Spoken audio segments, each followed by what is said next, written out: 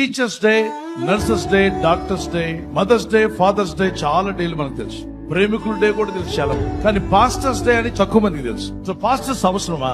నాయకులు అవసరమా?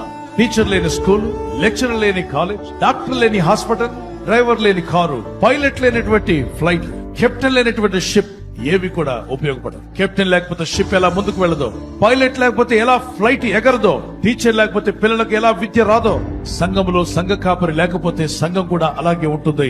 తప్పనిసరిగా సంఘానికి కాపరి కావాలి. ఒక మందకు కాపరి లేకపోతే ఆ మంద చెల్లా చెదరైపోతుంది.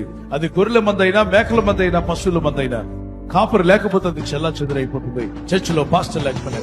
సామెత 11:14 నాయకులు లేని జనులు చెడిపోవదురు, ఆలోచన కర్తలు అనేకులు రక్షణ కాలము. నాయకులు లేకపోతే ఇప్పుడు చెడిన దానికంటే ఘోరంగా చెడిపోయి ఉండేది లోకం. ఇక్కడ అపోస్తలుడైన పౌలు ఆయన ఒక ఊరిలో ఉంటే తాను లేని పట్టణాల్లో కూడా సంఘాలు నడిపించాడు, తాను లేని దేశాల్లో కూడా సంఘాలు నడిపించి అపోస్తలుడైన పౌలుకు పరిశుద్ధాత్ముడు ప్రేరణ ద్వారా ఇచ్చిన పత్రికలు రాసి ఆయా సంఘాలకు పంపించాడు.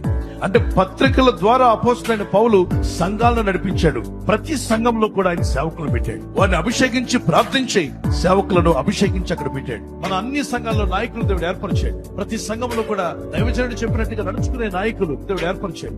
హెబ్రీ పత్రిక 13:15 మీ పైన నాయకులుగా ఉన్నవారు లెక్క చెప్పవలసిన వారి వలె మీ ఆత్మలను కాయిచున్నారు. వారు దుఃఖముతో ఆ పని చేసిన యెడల మీకు నిష్ప్రయోజనం గనుక దుఃఖముతో కాక ఆనందముతో చేయనట్లు వారి మాట విని వారికి లోబడి ఉండండి. ఎవరి మాట విని ఎవరికి లోబడి ఉండాలి అంటే మీ పైన నాయకులుగా ఉన్నవారు. ఎవరు ఆ నాయకులు అంటే మీకు దేవుని వాక్యమును బోధించి మిమ్మల్ని దేవుని మార్గంలో నడిపించేవారు. ఈ బైబిల్లో ఉన్న వాక్యానికి విరుద్ధంగా ఎవరైనా, ఏ బోధకుడైనా, ఏ సేవకుడైనా, ఏ పాస్టర్ అయినా బోధిస్తే వారి మాట మనం వినాల్సిన అవసరం లేదు.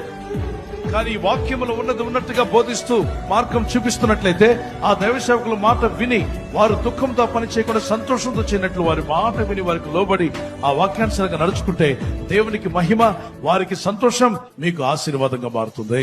దేవుని వాక్యమును ఉన్నట్టుగా బోధిస్తున్న వారి సేవకులైన వారందరినీ కూడా, దైవ సేవకులను, సువార్థికులను, సంఘ కాపరులను దేవుడు ఏర్పరచుకున్న తన దాసులందరినీ కూడా ప్రభు దీవించి బలపరిచి మరింత ఎక్కువ సేవ చేయటకు వారికి ఆరోగ్యాన్ని, శక్తిని, సామర్థ్యమును, వారి కుటుంబాలకు కావాల్సిన ఆశీర్వాదాన్ని, వారి పిల్లలకు కావాల్సిన దీవెనలను ప్రభు సమృద్ధిగా ప్రతి దాసునికి దయచేయును గాక.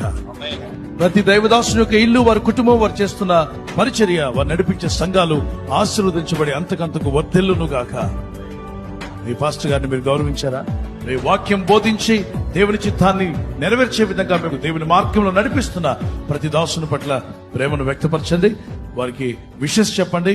God bless all pastors. Happy Pastors Day. God bless you.